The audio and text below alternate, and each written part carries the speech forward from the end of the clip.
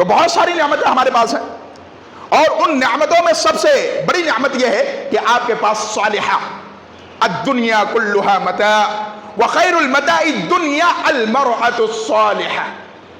یہ دنیا ساری کی ساری فائدہ اٹھانے کی چیز ہے، لیکن اس دنیا میں سب سے زیادہ فائدہ اٹھانے کی چیز کیا ہے؟ صالحہ عورت، نیک عورت، جو آپ کے گھر کو جنت بنا دے، جو آپ کی زندگی کو جنت بنا دے، جو آپ کے بچوں کی تربیت کرے تو دنیا رشک کرے کہ ہاں تربیت ہو تو بچے کی ایسی ہو. یہ نیک صالحہ بھی ہونا بہت ضروری ہے. آج گھروں کے اندر جتنے بھی خلفشار ہیں، اولاً تو ہماری گھر کی لڑکیاں پڑھی ہوئی نہیں ہوتی ہیں. بات وہی آ جا رہی ہے کہ ہم اپنے بچیوں کے لیے کالج، یونیورسٹی، ساری چیزوں کا انتخاب کریں گے، لیکن دین کی تعلیم کے لیے انتخاب نہیں کریں گے. مظفر نگر کا معاملہ یاد ہے نا؟ 45 بچیاں الحمدللہ. کہاں جا رہی تھی؟ کالج. کالج سے راستہ دوسرا چلا گیا، ہوٹل میں چلے گئی وہ. 45 لڑکیاں، اور ان کا افیئر جو تھا وہ سب نان مسلم کے ساتھ تھا.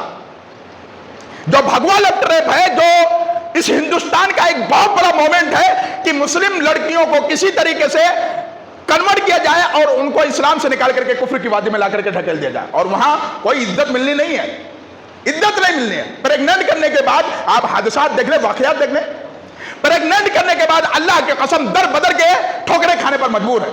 بیوی کی ایک بہت بڑی ذمہ داری بنتی ہے کہ جب بھی شوہر کسی مصیبت میں پھنسے، پریشانیوں میں چکرا جائے، تو بیوی کا فرض بنتا ہے کہ وہ بیوی اپنے شوہر کے ساتھ کھڑی ہو جائے، اس کو دلاسا دے، تسلی دے، اور اس کے ساتھ ہوئے معاملات کو اللہ تعالیٰ سے جوڑ کر دیکھنے کی باتیں کرے.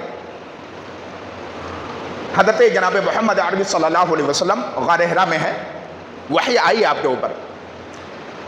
جب حضرت جبریل نے آپ کو دبوچا، کیونکہ پہلی مرتبہ یہ حادثہ تھا نبی کے ساتھ، کبھی انہوں نے وحی آتے ہوئے دیکھا نہیں تھا، تو عجیب و غریب فیلنگ ہو رہی تھی اللہ کے رسول صلی اللہ علیہ وسلم کو.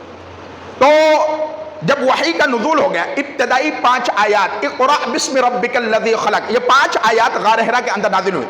اللہ کے رسول صلی اللہ علیہ وسلم بھاگے بھاگے گھر آئے. ذملونی ذملونی، کیا بولے؟ حضرت خدیجۃ الکبریٰ، مجھے میرے اوپر چادر ڈال دو، ایسا محسوس ہو رہا ہے میری جان نکل جائے گی، میرا دم نکل جائے گا. اب آج کے ڈیٹ میں ہماری عورتیں ہوتی کیا بلا وجہ کا عروج کیے جا رہے ہیں، بلا وجہ کا بکواس کیے جا رہے ہیں. لیکن حضرت خدیجۃ الکبریٰ نے اپنے شوہر حبیب کو تسلی دی، اور تسلی اللہ کی قسم پڑھنے کے لائق ہے. کلا ابشر فواللہ لا یخزیک اللہ ابدا.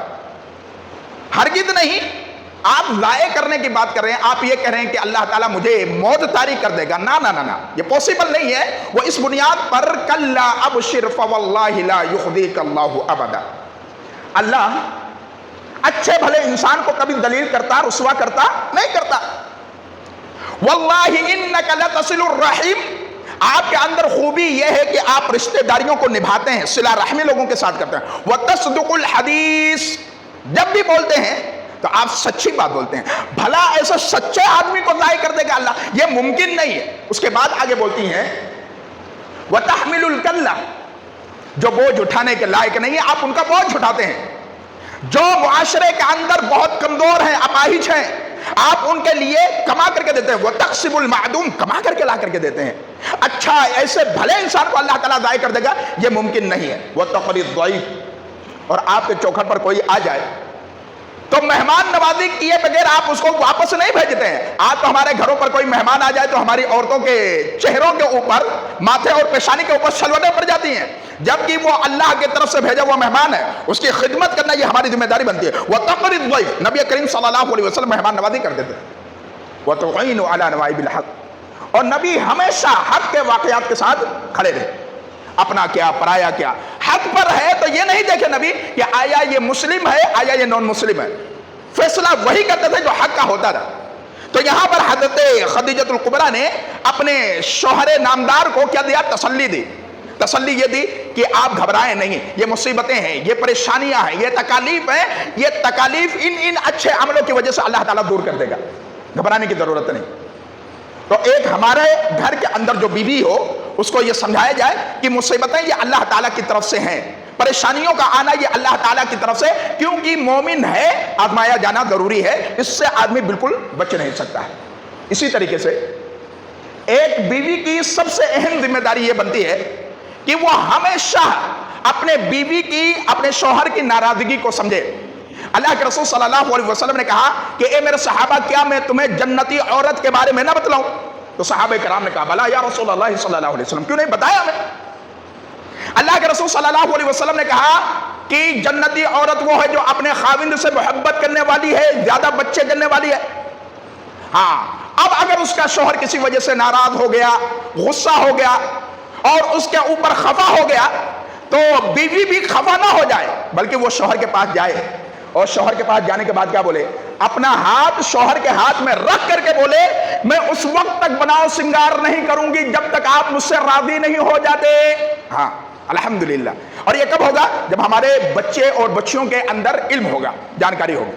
پتہ ہی نہیں ہے شوہر کو کیسے منانا ہے اور بیوی کو کیسے منانا ہے، شوہروں کو نہیں پتا ہے اور بیویوں کو یہ نہیں پتا ہے کہ اپنے شوہر کو کیسے منانا ہے۔ تو اللہ کے رسول نے طریقہ بتلایا کہ اگر ناراض ہو جائے خاوند تو اپنا ہاتھ خاوند کے ہاتھ میں رکھ کر کے بولیں کہ جب تک میں بناؤ سنگار نہیں کروں گی جب تک آپ راضی نہیں ہو جاتے۔ راضی ہوں گے تب جا کر کے میک اپ وغیرہ ہوگا اور میں اپنے آپ کو تیار کروں گی آپ کے لیے۔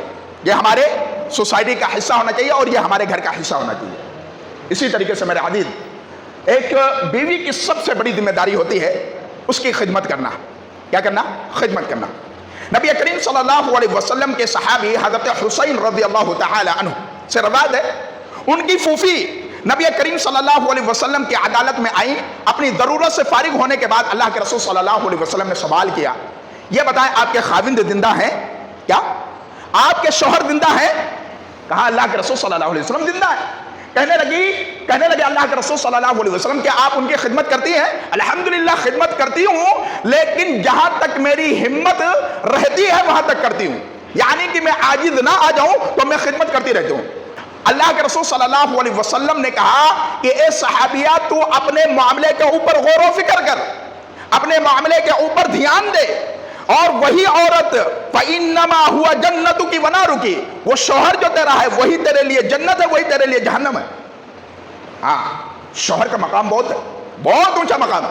یعنی ایک بیوی کو یہ بتلایا گیا کہ اگر آپ اپنے شوہر کی خدمت نہیں کر رہی ہیں، آپ اس کے ساتھ خفا کا معاملہ کر رہی ہیں، غصے کا معاملہ کر رہی ہیں اور اس کی خدمت آپ نہیں کر رہی ہیں، تو گویا کہ آپ کے جہنم میں جانے کے لیے یہ عمل کافی ہے۔ تو ایک بیوی جو اچھی بیوی ہے اس کا کردار یہ ہونا چاہیے کہ وہ اپنے شوہر کی دل جمعی کے ساتھ خدمت کرے، کپڑا وغیرہ اچھا دھوئے، پریس کرے، اسٹینڈرڈ بنا کر کے رکھے۔ شوہر کے دیکھنے سے آدمی گھر کے حالات کے ہاؤ بھاؤ کا پتہ لگاتا ہے۔ شوہر ٹیم ٹام ہے، الحمدللہ بیوی ٹھیک ہے، اور شوہر ایسے ہی لچا لفنگے کی طرح گھوم رہا ہے، مطلب کہ بیوی ٹھیک نہیں ہے، دھیان نہیں دے رہی ہے، توجہ نہیں دے رہی ہے۔ تو ایک شوہر کا اسٹینڈرڈ ہونا اس کے اصل تربیت کا پتہ دیتا ہے کہ وہ کس مزاج کی ہے اور اس کا شوہر اور اس کی بیوی کیسی ہے۔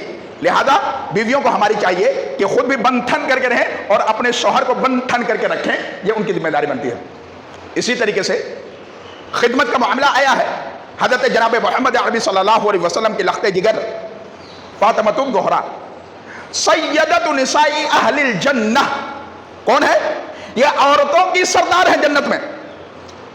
جانتے ہیں گھر کے اندر خدمت کر رہی ہیں، شوہر کی خدمت کر رہی ہیں۔ حضرت علی رضی اللہ تعالی عنہ گھر کے اندر چکی چلا رہی ہیں، چکی چلانے کی وجہ سے آپ کے ہاتھ میں چھالے پڑ گئے۔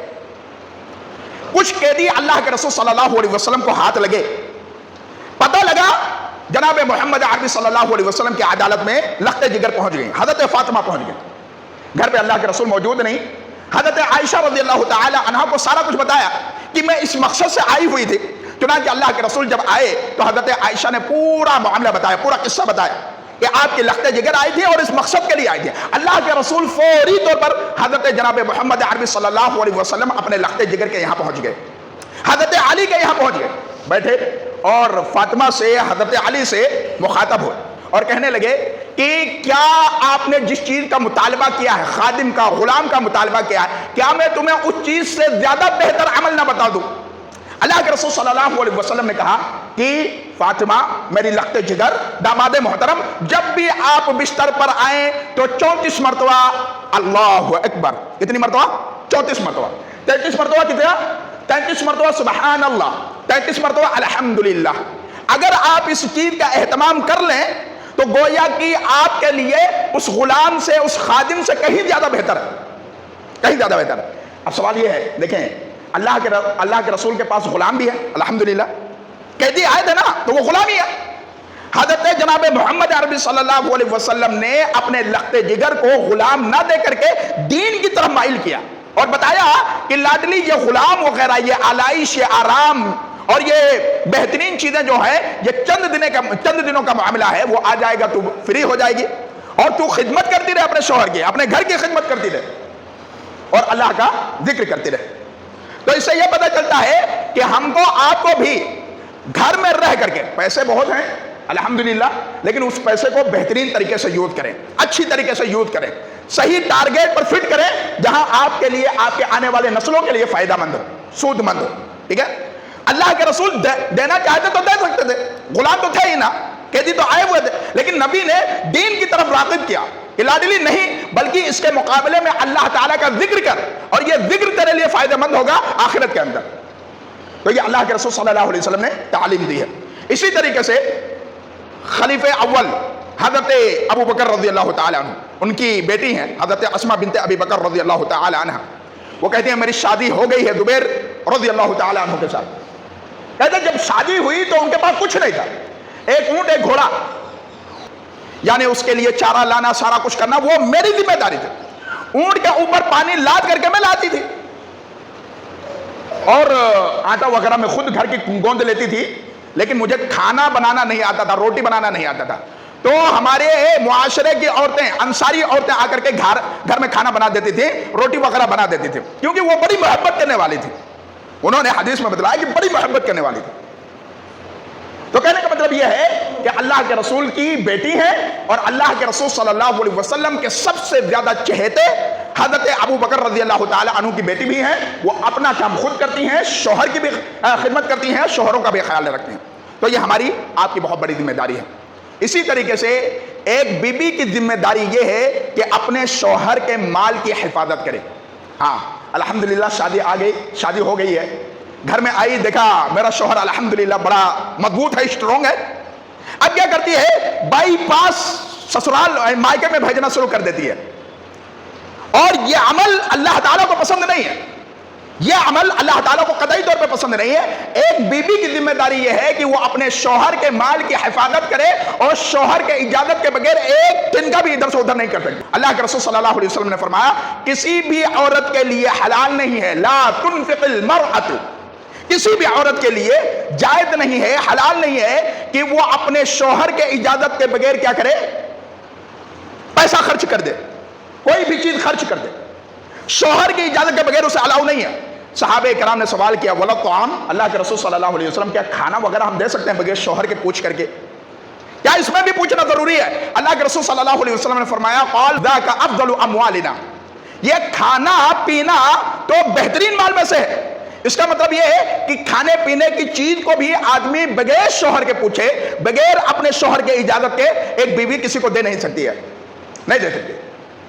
شوہر سے اجازت لے کہ فلاں کو دینا ہے، یہ کھانا ہے، یہ پینا ہے، یہ چیز ہے، یہ فروٹ ہے، یہ ہے، وہ ہے، یہ ساری چیزیں اپنے پڑوس کو دینا یا فلانے کو دینا ہے، آپ کی اجازت ہے تو دے دے، اگر اجازت نہیں ہے تو ہم آپ کے لیے اس چیز کو سیف رکھیں گے، محفوظ رکھیں گے۔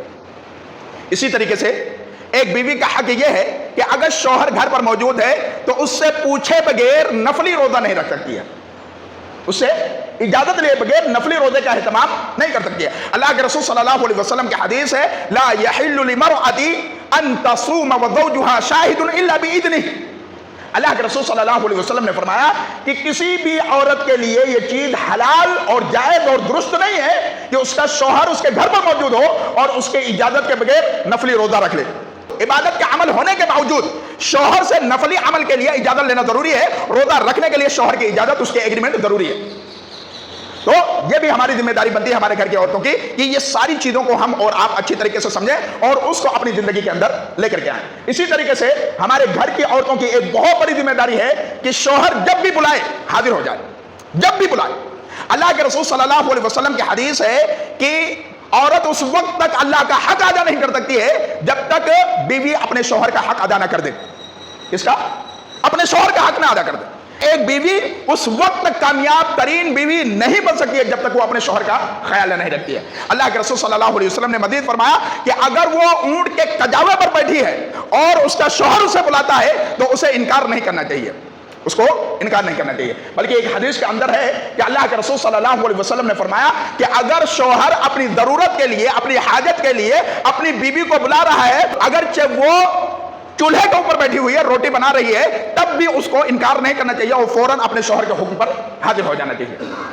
تو یہ اللہ کے رسول صلی اللہ علیہ وسلم کی تعلیم ہے. اور ہمارے شوہروں کو بھی چاہیے, یعنی ہمارے آدمیوں کو بھی چاہیے کہ تھوڑا خیال رکھیں ماحول وغیرہ کیسا ہے کیسا نہیں ہے, اس اعتبار سے اس کو بلائیں. ٹھیک ہے, تو یہ ساری چیزیں اسلام کی تعلیمات ہیں اور اسلام کی خوبصورتی ہے. یعنی نکاح جیسی محبت کسی رشتے کے اندر دیکھی ہی نہیں گئی. یعنی محبت کا سب سے اعلیٰ کوالٹی اگر کوئی ہے تو نکاح ہے. ظاہر بات ہے یہ دنیا کے بناوٹی رشتے, بوائے فرینڈ گرل فرینڈ کا کلچر یوز کیا پھینک جاتا, یوز اینڈ تھرو کا لفظ استعمال ہوتا ہے عام طور پہ, جبکہ اس کے اندر پاکیزگی ہے, ایک دوسرے کے لیے جینے کا, ایک دوسرے کے لیے مر کٹنے کا, ایک دوسرے کے لیے اپنے آپ کو قربان کر دینے کا جذبہ ہوتا ہے نکاح کے اندر. لیکن یہ ساری چیزیں دنیاوی رشتے جو بنائے ہوئے رشتے ہیں ان رشتوں کے اندر یہ ساری چیزیں نہیں ہوتی ہیں. تو ایک بہت بڑی ذمہ داری ہماری آپ کی یہ بھی بنتی ہے کہ ہم نکاح کے اہمیت کو اور اس کے افادیت کو سمجھیں اور اس کو اپنی زندگی کے اندر لے کر کے آئیں, تبھی جا کر کے ہماری آپ کی بات بن سکتی ہے اور اس سے ہم اور آپ فائدہ اٹھا سکتے ہیں. حق الزوج علی زوجتہ, ایک بیوی کا شوہر پر حق یہ ہے کہ اگر شوہر کے جسم کے اوپر پھوڑا نکل آئے اور اس کو چاٹ لے, یا اسی طریقے سے اس کی نخسیر پھوٹ جائے, اس کے ناک سے پیپ آنے لگے اور اس کو نکل جائے, تب بھی وہ اپنے شوہر کا حق ادا نہیں کر سکتی ہے, حق ادا نہیں کر سکتی. یہ در حقیقت جناب محمد عربی صلی اللہ علیہ وسلم نے تعلیم دی. شوہر بڑی قربانیاں دیتا ہے, باس کی گالیاں, اپنے مالک کی گالیاں برداشت کر کے تمہیں ایک ملکہ کی طرح بنا کر کے رکھتا ہے, تمام تر ضروریات. اور ایک بات, شوہر جب تک کماتا ہے الحمدللہ سوتا ہمارے بال بچے سٹلڈ رہے, ہاں بڑھیا سے بڑھیا کھانا, بڑھیا سے بڑھیا لباس, بڑھیا سے بڑھیا چیز لانے کی کوشش کرتا ہے. لیکن اسی کے مقابلے میں اگر عورت کمانے لگے تو وہ اپنے جوتے کی دھول نہیں سمجھتی ہے شوہر کو. یہ حقیقت ہے کہ اگر شوہر کماتا ہے تو اپنے بال بچوں کو بہت خوشحال دیکھنا چاہتا ہے, اپنے بیوی بچوں کو بڑا خوشحال دیکھنا چاہتا ہے, زندگی کی تمام تر چیزیں اس کے لیے پرووائڈ کرنے کی کوشش کرتا ہے. لیکن بیوی کمانے پر آ جائے تو جانتے ہیں اس کی کوئی وقعت اس کی نگاہ میں اس کے شوہر کی نہیں رہ جاتی ہے. یہ بہت اہم چیز ہے جس کو ہم اور آپ سمجھنے کی کوشش کریں گے تو انشاءاللہ الرحمن ہمارے لیے بہت ساری عافیتیں اور بہت سارے معاملات ہمارے لیے نکل سکتے ہیں. اور یہی وجہ ہے کہ جناب محمد عربی صلی اللہ علیہ وسلم نے ان تمام چیزوں کے اوپر توجہ دلائی ہے, دھیان دلایا ہے, تاکہ ہم اور آپ اچھی طریقے سے معاملات کو بنا سکیں. اسی طریقے سے ایک عورت کو کبھی بھی اپنے شوہر کی زندگی میں ناشکری کے الفاظ نہیں بولنے چاہیے. کیا نہیں بولنے چاہیے؟ ناشکری کے الفاظ. ہاں الحمدللہ ہماری عورتیں تھوڑا سا آپ اس کے ساتھ کیا کر جائیں, آپ اگنور کر جائیں, دھیان نہ دیں, کیا جی آپ کیا کر رہے ہیں ہمارے ساتھ, آپ کی زندگی میں جب سے آئی ہوں نا میری زندگی ہی کنگالیوں والی زندگی ہوگی, میں تو تباہ و برباد ہوگی. اللہ کے رسول صلی اللہ علیہ وسلم کی حدیث ہے, بخاری شریف کی روایت ہے کہ اللہ کے رسول صلی اللہ علیہ وسلم نے فرمایا کہ جب مجھے جہنم دکھلایا گیا تو جہنم میں نے اکثریت جو دیکھی ہے وہ عورتوں کی دیکھی ہے, عورتوں کی دیکھی ہے.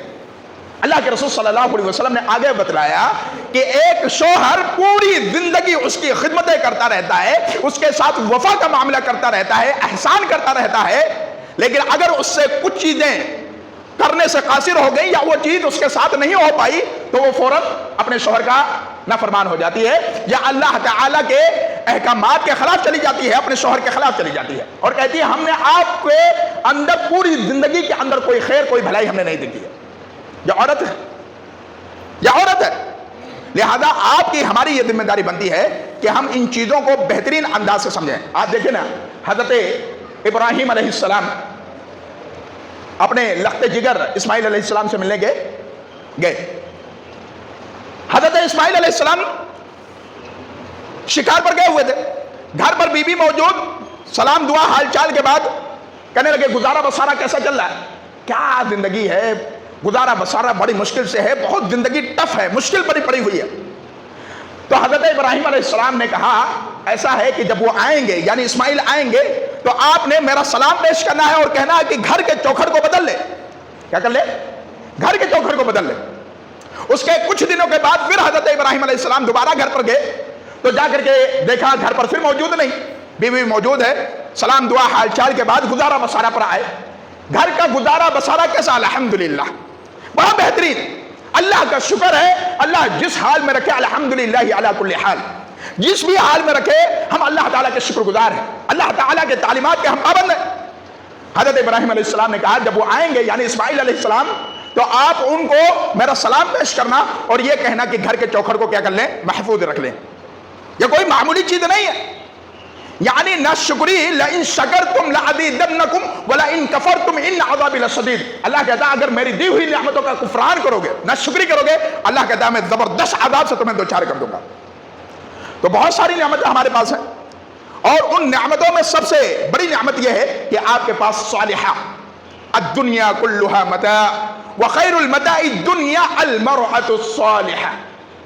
یہ دنیا ساری کی ساری فائدہ اٹھانے کی چیز ہے, لیکن اس دنیا میں سب سے زیادہ فائدہ اٹھانے کی چیز کیا ہے؟ صالحہ عورت, نیک عورت, جو آپ کے گھر کو جنت بنا دے, جو آپ کی زندگی کو جنت بنا دے, جو آپ کے بچوں کی تربیت کرے تو دنیا رشک کرے کہ ہاں تربیت ہو تو بچے کی ایسی ہو. یہ نیک صالحہ بھی ہونا بہت ضروری ہے. آج گھروں کے اندر جتنے بھی خلفشار ہیں, اولا تو ہماری گھر کی لڑکیاں پڑھی ہوئی نہیں ہوتی ہیں. بات وہی آ جا رہی ہے کہ ہم اپنے بچیوں کے لیے کالج یونیورسٹی ساری چیزوں کا انتخاب کریں گے, لیکن دین کی تعلیم کے لیے انتخاب نہیں کریں گے. مظفر نگر کا معاملہ یاد ہے نا, 45 بچیاں الحمدللہ, ہاں کہاں جا رہی تھی؟ کالج. کالج سے راستہ دوسرا چلا گیا, ہوٹل میں چلے گئی وہ. 45 لڑکیاں, اور ان کا افیئر جو تھا وہ سب نان مسلم کے ساتھ تھا. جو بھگوا لو ٹریپ ہے, جو اس ہندوستان کا ایک بہت بڑا مومنٹ ہے کہ مسلم لڑکیوں کو کسی طریقے سے کنورٹ کیا جائے اور ان کو اسلام سے نکال کر کے کفر کی وادی میں لا کر کے ڈھکیل دیا جائے, اور وہاں کوئی عزت ملنی نہیں ہے, عزت نہیں ملنی ہے. پریگننٹ کرنے کے بعد آپ حادثات دیکھ لیں, واقعات دیکھ لیں. پریگننٹ کرنے کے بعد اللہ کی قسم در بدر کے ٹھوکریں کھانے پر مجبور ہے, اور دنیا اس کو تف کی نگاہ سے اور دنیا اس کو گھٹیا کی نگاہ سے دیکھتی ہے. اس کی بنیادی وجہ یہی ہے نا کہ ہم نے دنیاوی تعلیم کے لیے سارا کچھ فوکس کیا ہوا ہے, لیکن دین کے لیے نہیں. اور اسلام کا مزاج کیا ہے؟ اسلام کا مزاج کیا ہے؟ عورت 4 دیواری کے اندر رہے, گھر کی دیکھ ریکھ کرے. یہ نوکری ووکری کا چکر کیا ہے بھائی؟ اور یہ عورت کے لیے ہے بھی نہیں. مرد کو کہا گیا الرجال قوامون علی النساء, مرد قوام ہے, مرد کما کر کے لائے گا, مرد اپنے مالک کی گالیاں سہ کر کے آئے گا, مرد اپنے باس کی اذیتوں کو برداشت کر کے پیسہ لے کر کے آئے گا. لیکن عزت کی روٹی کھانے والی اگر کوئی ہے تو اس کی اپنی بیوی ہے, اس کی بیوی ہے, وہ گھر میں رہے, عزت کی روٹی کھائے. یہ عورتوں کو اسلام نے یہ نہیں کہا ادھر دھکے کھاؤ, ادھر دھکے کھاؤ, ادھر منہ مارو, ادھر منہ مارو. یہ اسلام کا کلچر نہیں, یا اسلام کی تہذیب نہیں ہے. آج یہی ہم آج مسلمان کا بیڑا یہی غرق ہے. اللہ کی قسم بیڑا یہی غرق ہے کہ آج ہماری عورتیں اور ہمارے گارجن یہ سمجھتے ہیں ہماری لڑکی بڑی انٹلیکچوئل, الحمدللہ چلو کوئی بات نہیں, جاب کے لیے بھیجتے. اس کے بعد کیا ہوتا ہے ہم اور آپ اچھی طریقے سے جانتے ہیں. تو یہ ساری چیزیں ہماری آپ کی بہت بڑی ذمہ داری بنتی ہے, اس کو ہم اور آپ سمجھیں, اور اسلام کو, اسلام کی تعلیمات کو, دینی تعلیم کو ان کے بچوں کے اندر ذہن میں ڈالو. بدقسمتی یہ ہے کہ ہمارے یہاں بھی کوئی سسٹم ایسا نہیں ہے, اللہ کرے کہ کوئی سسٹم بن پائے اور ہم کچھ دین کی تعلیمات کو لوگوں کے ذہن میں ڈال سکیں, یا اسلام کی تعلیمات کو لوگوں کے ذہنوں میں ڈال سکیں. اللہ کرے کہ ایسا کوئی سبیل اللہ تعالیٰ پیدا کرے. تو کہنے کا مطلب یہ ہے میرے عزیز کہ یہ بنیادی باتوں کو ہم اور آپ سمجھیں. آخر بات, کہ ایک عورت 4 چیزیں کر لے, 4 چیزیں, تو انشاءاللہ ثم انشاءاللہ اسے یہ آرڈر ہوگا کہ جنت کے جس بھی دروازے سے داخل ہونا چاہے, جس بھی گیٹ سے آنا چاہے وہ آ سکتی ہے. اللہ کے رسول صلی اللہ علیہ وسلم نے فرمایا اذا صلت المرأة خمسها وصامت شهرها وحفظت فرجها واطاعت زوجها, کہ ایک عورت 5 وقت کی نماز پڑھ لے, ایک عورت اپنے شوہر کی خدمت کر لے, ایک عورت اپنے شرمگاہ کی حفاظت کر لے, ایک عورت رمضان کے روزے رکھ لے. اللہ کے رسول صلی اللہ علیہ وسلم کی حدیث ہے قیل لها ادخل الجنة من ای ابواب الجنة شئت, من ای ابواب الجنة شئت. یہ سارا کام ایک عورت کر لے تو اللہ کے رسول کی حدیث ہے کہ اسے کہا جائے گا جنت کے جس بھی دروازے سے داخل ہونا چاہتی ہے تو جنت کے دروازے سے داخل ہو جائے. کرنا کیا ہے؟ نماز پڑھنی ہے 5 وقت کی, اور رمضان کا روزہ رکھنا ہے, اسی طریقے سے اپنے شوہر کی خدمت کرنی ہے, اس کی بات ماننی ہے, اپنے شرمگاہ کی, اپنی عزت و آبرو کی پاک دامنی اختیار کرنی ہے. اس کے بعد اللہ کہے گا جس بھی مرضی سے جنت کے دروازے سے داخل ہونا چاہو داخل ہو جاؤ. اور یہ صرف اور صرف عورتوں کے لیے, یہ صرف اور صرف عورتوں کے لیے. میں سمجھتا ہوں اس سے بڑی بات اور کچھ ہو ہی نہیں سکتی. اللہ کرے کہ ہمارے لوگوں کو سمجھ آئے. اللہ تعالیٰ سے دعا ہے کہ بارے علاقے ہوئی باتوں پر عمل پیرا ہونے کی توفیق عطا فرما.